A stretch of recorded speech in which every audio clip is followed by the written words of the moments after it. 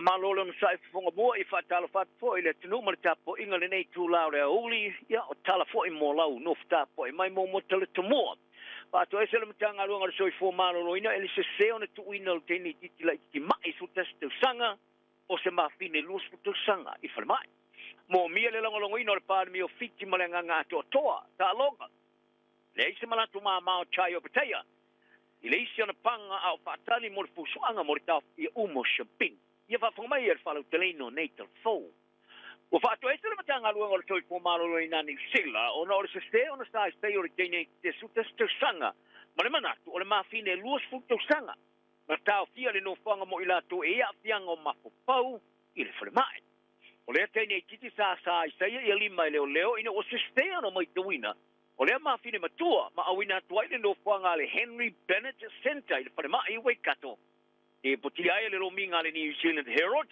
o le ate nei titi e ia fianga le ola malo loina o le autism to le mo foi ona totale seisi ma tu ia se tu vai la au i le fona mai pa ri era matanga lo ngor soi fo malo loina ni sila ale te fatu ora o sei lo longa ma losi o le afa nei tiltiri ai pe ia ni vai la au sa tu ina i le te nei titi o le ofiso sili mo le te mana wa taki ale matanga luenga o soi fo malo loina Kath Cronin ai falia o tine titi sa wina tu le vainga o ngasi whana nati le whale mai wei kato e leo sa la tu lo ngoine leo whainga luenga o le mafi de mai sa misia mai au na tau fia mo tong tinga se pulu lua I tula mun muliane tu e lo ngoine leo whainga luenga e se sele tine titi sa la tu sa saya mai leo le mafi ne sa la tu lua isa ilia ma ia fato e se ai ilia sasi aingo le tene titi sa se ono lo kaina sa tonu watu le fale mai ma ave pale pa aria le pale mia Christopher Luxon pa ia ne ia sa linga mai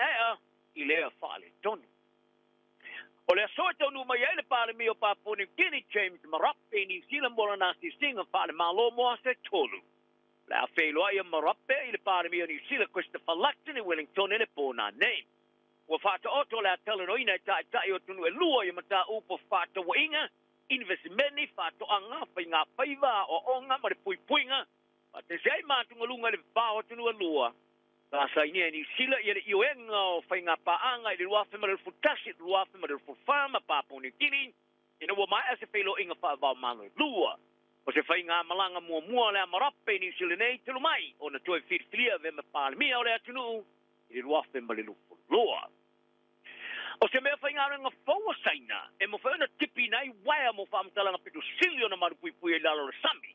Sa langalanga ai popolenga mo upenga o ta inga ale interneti.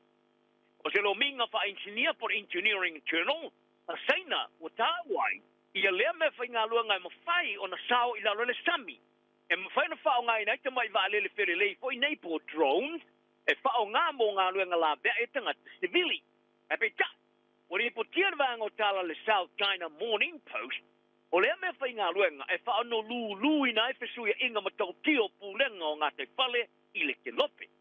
O le pāre mio ni sila Christopher Luxon ta I tā uala matianga, o whetai ai mawai I lalo le sambila nasi stinga ini tia vasta wai. E unole malona tā ua o le me whainga luenga saina.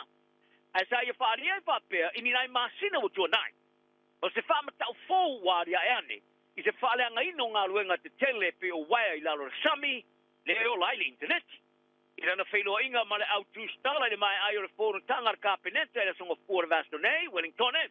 E na tele ilo ina ai lea mea whai ngā luenga saina. Hai sa ia whaasino ia tunu I le itulangi a le Baltics I Europa. Leo lo su esu eina I Finland ma Sweden.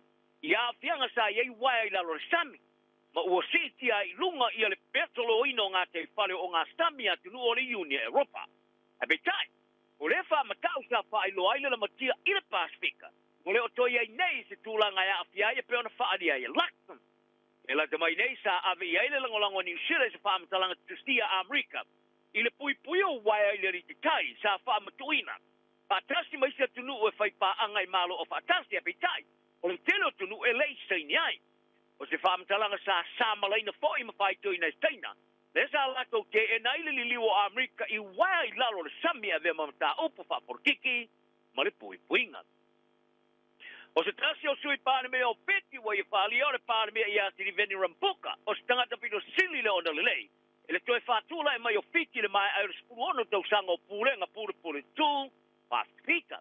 O le tali le a manoa kamikamika i le taiulu le leipa Mahendra Chaudhry le sa i tapa i le vastolu ai rampuka o se tangata i le o fitau i eri te i o le tunu toi whaawau le ese ona whai unga whaia. Sa whai toine Chaudhry i le toi li liu o le whai unga rampuka i le toi whiwhili leo le tamata i whai pule i a Linda Tabuya i le kabineta. Sa fatu i le ese rampuka i le tamata i minta mua mo tamata i mitina tamati mapui puinga. Ina ua mai ona dia yane se ata video o Steve Telenoa i se fia a olu mana i le Christmasi. A sa wharia sui pānemia manoa kamikamika i le le turi sila pāspika. O ave ato tōna lango laura mpuka i whainga malo so whatani. Pai e tā wai o nisi o tangata i le o pōpoina ni tala le i ni tala noanga a o ni mea moni. O rampuka sa i tue whatula i mai fiti mai li tūlanga whainga tāsa i le kuwana tausanga o pūlenga puri tū whakpita. O rampuka sa i te iar whauwalenga whawhipita mua ar whainga malo o fiti sa iang i le awhi se lau valsu fitu. Mai tonga wo o tunei tōsa lau tōs riva i lato wa fiale ngāsi ngāsi o le tenki fiva. Ra masira taluai sa forfolai i le malo tonga i le pipisi o le fiva i le tonu o le tunu. Pari ai e pūlenga o le tō tero i lato wa apia o le sefulu i te pumariva tūsanga i le mātua. Tālonga o chai o petaia pe ona le mau tonu o le awhatani mona na pusuanga i le tau whainga umo pusu lololangi. Na o tau tino e na te lewa ai maua lalo le iste na panga i le tūlanga e pe ona whaingoa ai lea tama whanau sa mo Australia. O se pusuanga e whaua wai o na pisi. O petaia o lo ia umia le pusu le IBF, ma le champini o le The Ring, o le aupanga o le Cruiserweight, luso fit pusuanga i le se whaia ina, o le a pusu ia Claudia Seguio o pe Italia, e se furfitu fusuanga e unua maspai ina. E le asutolo le masino Mexico Coast i Australia. O le fusuanga mo le pui ona champini wa whaia malona loto malie. Ta wha maonia le vastaluai. Ina ua mai ana na tūleia e pulenga o peteia mo se fusuanga tele. Mo le tau whaia umo champini ma le tama Mexico, Gilberto Cerro Ramirez. O Ramirez o lo ia umea champini le WBA, ma le WBO, ma o peteia wa levo na nau e fusu iai mo ia fusu. E pe ona whainga tae ona tama wina se fusuanga, te ona mai ona man malo, iana champini le tauta Santa Wine. O se kuio, o Italia e tūlanga tu whai rangi, e le whātūlanga ana le vāngo whai pilenga le IBF. A ele o whātūlanga ina le te pulu pita lunga, i le vāngo whai pilenga ale The Ring. Ai o se whātūlanga ana ele o manatu mama, iai o peteia mai a tā uai le vāngo tala le DAZN, ina ua whamaonia le fusuanga ma te guio. Ari o peteia, o le tama pina sili ona le le, tau fwena fusu le stampina sili ona le. Mai lua ia fusi o lo o ia umia, lua fo o fusi o lo umia e Ramirez, o ua mana o ia finau mo le fusuanga. O Eddie Hearns o lo ia whalau te le na whai pelenga o peteia o te tonu, o le aia tama wina se fusuanga i to sanganei. Ia Ramirez, e fōringa mai e mua whātau nuula na matafa i o i whātula pono mo le mua fusu. E pui ana na fusa le WBA whastanga i a Uniao to Titos. O le au soka alia le All White City Sila, o le anga i atunei le tamalasanga di porolangi le soka le FIFA World Cup, tua whemare lufuruono. O le la tu manu malo tolu i le ai le au tutoa New Caledonia le pōna poio kilani. Ta lava le tau fiai le la tu malangatu le tamalasanga i le tosanga fau e whai a Amerika, ka natama Mexico. Peitai.